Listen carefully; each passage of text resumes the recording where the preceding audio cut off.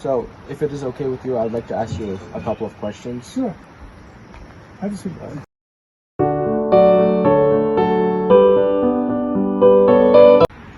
I grew up 4 miles away from here in the center, northeastern center. I grew up on Cedar Street. And can you give me any special memory from your childhood? Nothing special. We just grew up. I had a paper route and mowed lawns when I was 10. That was how I made my money then. I did that until I was 15. And then I worked at, you know what Farmer's Daughter is? The restaurant? Oh, it's a restaurant now. It used to be a news store, and I used to work there. Nice. Selling sodas and stuff. And then when I turned 16, I went to work at Fernandez Supermarkets, which I go on now.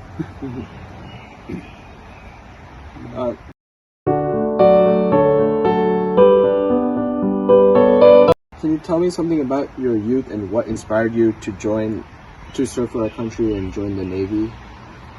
Well, the furthest I'd ever traveled in my life was down as far as Providence, Rhode Island, and the lower part of New Hampshire. That was it. Never left the state. So I wanted something to do, and I wanted to serve the country too. It's a good way to travel, and I can also help other people. So I signed up and took off a week later. My first flight out to Chicago, Illinois to go to boot camp.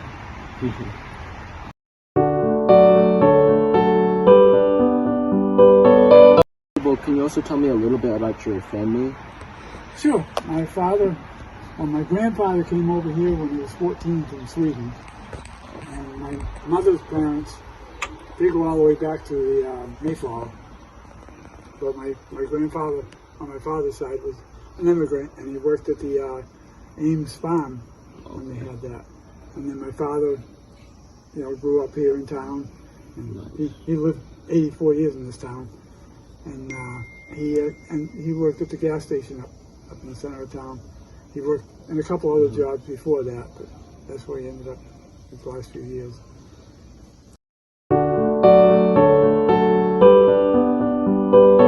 And so how were your initial days in the Navy? Boot camp was a shock. I was just a kid, and I knew it was going to be a different life, but I didn't expect it to be that different. But I guess they do that to make you so you don't feel homesick and stuff. They, drill it into you. So it was good. I enjoyed it.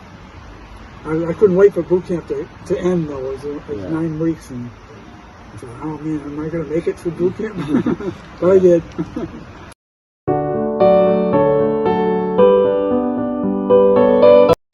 Could you also tell me what wars you were a part of? I was in the Vietnam War. After I left boot camp, I went out to San Francisco, and my ship was out at sea. They were doing trial runs, for training for Vietnam. So I was out in San Francisco for a month, and then they shipped me down to San Diego and had the ship. We ended up going back and forth up the coast, doing training and exercises. And then after that, we stopped in Hawaii for 5 days and refueled and got all the food and stuff. And then we went to the Philippines, and that's where we loaded the armament on the ship. And as we were going over there, that's when all the planes flew out. They came from their different bases all around the country, and they came over to the ship, and then we spent 2 tours in Vietnam. The first tour was 10 months. And we'd be on the line for a month, then we'd go in. We either went to Japan, the Philippines, or we went to Hong Kong one time. And we'd go back and forth. We'd spend a month on the line, and then 5 days in port, and then go back on the line and relieve on it. Because we always had 3 carriers over there. And then we did the whole 10 months. And the last part of the cruise, we went to Australia. We celebrated the Queen's birthday down there. Wow. And then we came back from Australia. Believe it or not, we came over the top of the earth. It was the shortest route back, so we be back into San Francisco. That's very interesting.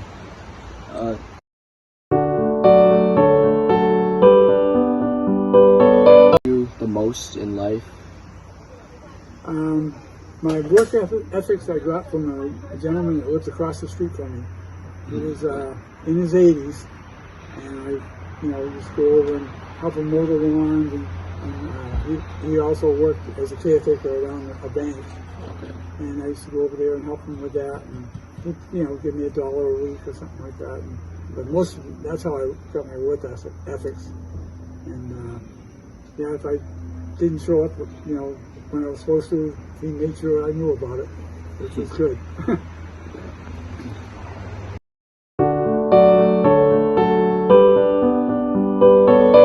Do you have any memory from the war? Any additional memory you want to share with us? Well, we did our job. I was an operations specialist. It's we took care of the radar, and we also had workouts on the ship. And that was our rotation. I was a cook on the ship for 6 months. Everybody who goes on the ship brand new has to do it for 3 months. Okay. Well, I hadn't. There was a job that came open for me, and I wasn't comfortable with it. So I said, "Oh, can I stay on another 3 months?" And he said, "Sure." So I cooked for 3 more months, and then when the job for a radar operator came up, I took that instead of cooking. The hours are better. I only had to work 8 on, 8 off. Yeah. So some days were 16 hours, other days were 8 hours. Okay. But cooking, it was 12 hours, 6 to 6 every day. So, yeah.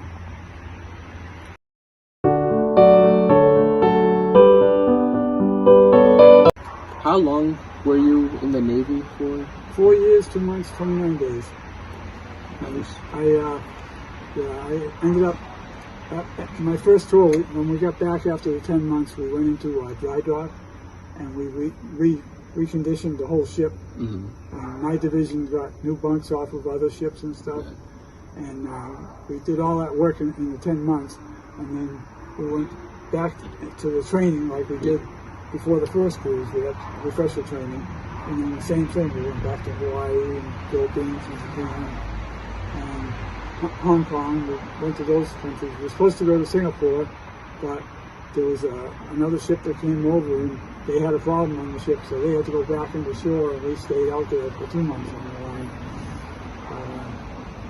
So I did that tour there, and when I went over on my second tour, one thing I can back up. When I was in boot camp, I went in there weighing almost 200 pounds. And when I came out of boot camp, I weighed 145. That's how much I did for work and stuff. But that's impressive. Yeah. That was helpful. And then while I was in dry dock, we did a lot of exercises and stuff. And I put my weight back on. I was up to 180, 185. And then during my second tour, I got sick. And at the end of the tour, I was just hoping to stay alive long enough to make it back to the States.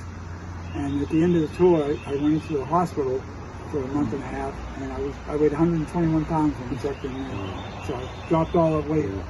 And, that was kind of scary. I didn't know if I was going to make it all the way back to the States, but I did my best. And then after a month and a half in the hospital, I couldn't go back to the ship because they were over 30 days they reassigned you. So I came back to the East Coast, and I worked down at a training station down in Virginia Beach, which was awesome. And then while I was there, my discharge came, but where I got sick, they sent my papers all to Washington, and I ended up being a disabled veteran after that. So since then, I had surgery. I had my esophagus and 2/3 of my stomach taken out. So I probably won't get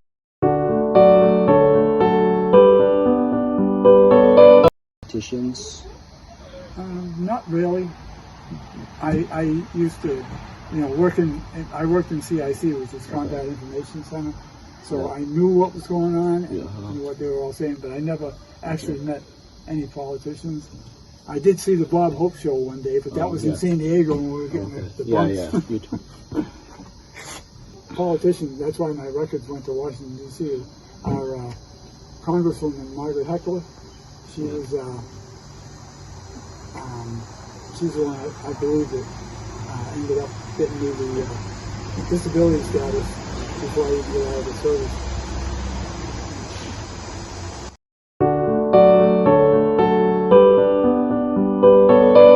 And any message you have for the Generation Z, to people like me, and how life should look like?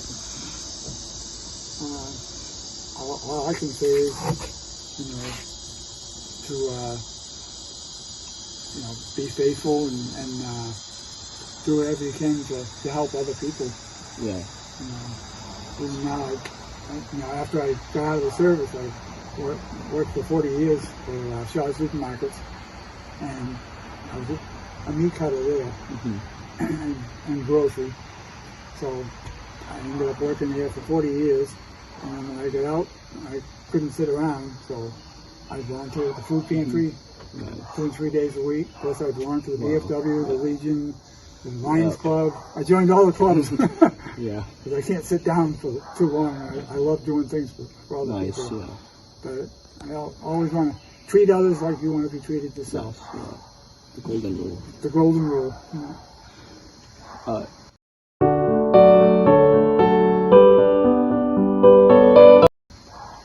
Do you have any hobbies or interests, or what do you like to do in your free time now? Play with my grandkids. Yes, yeah. Yeah. They split up, so they live here half the time, and with Dad half the time. So I do a lot of stuff with them. I never really got into any hobbies, but working the Food Pantry, that's more like a hobby for me. I enjoy doing it. It helps people, plus I do a pretty good job, I think, and they like the way I do it. And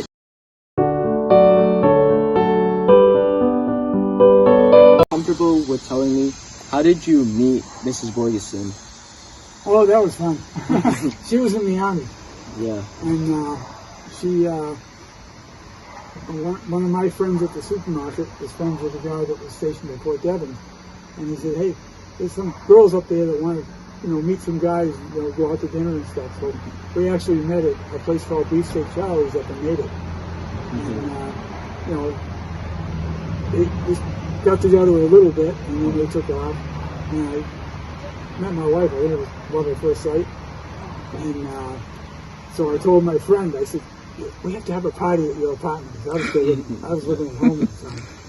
And so the next week we had a party at the apartment, and I was, talking with them, and we were all drinking and too. Luckily I didn't do too much of that anymore. But when they all took off, went back to the base, and I thought, okay, I didn't even get to ask her out or anything, because I'm kind of shy. So myself and my friend that knew the guy on the base, and another guy, we drove up to Fort Devens and went and found the girls in the barracks, and I talked to them for quite a while. We were up there till like 3 o'clock in the morning. Then we came home and went to work. And 3 months later, I asked her out. And, we were dating. I was going up to Fort Devens almost every day after, a couple of dates. And then she got transferred to Germany. So in Labor Day weekend, we went out, and I asked her to marry me. And we got married in December, and she shipped out to Germany in February. And we've been married, well, this is our 44th year. Congratulations.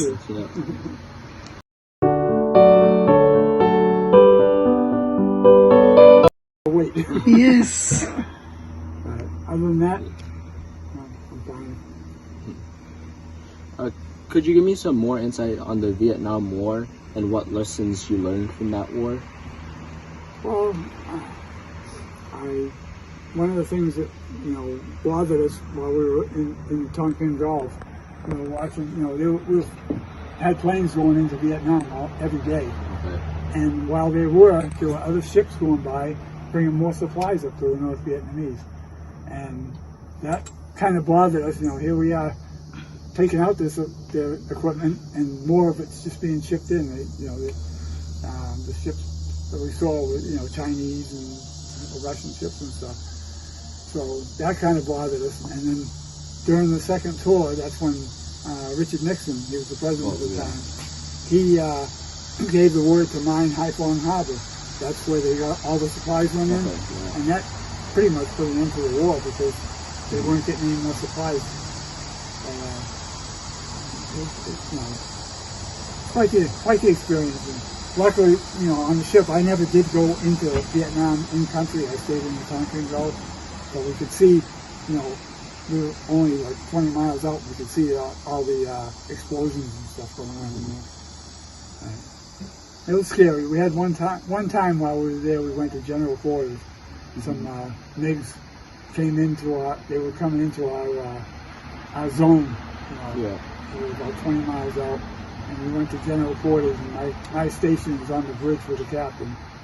So we ended up getting our planes off the deck, plus the planes off of another ship came and met them and sent them back to North Vietnam again. So that was the one time. It was scary. Yeah. Did you also get to?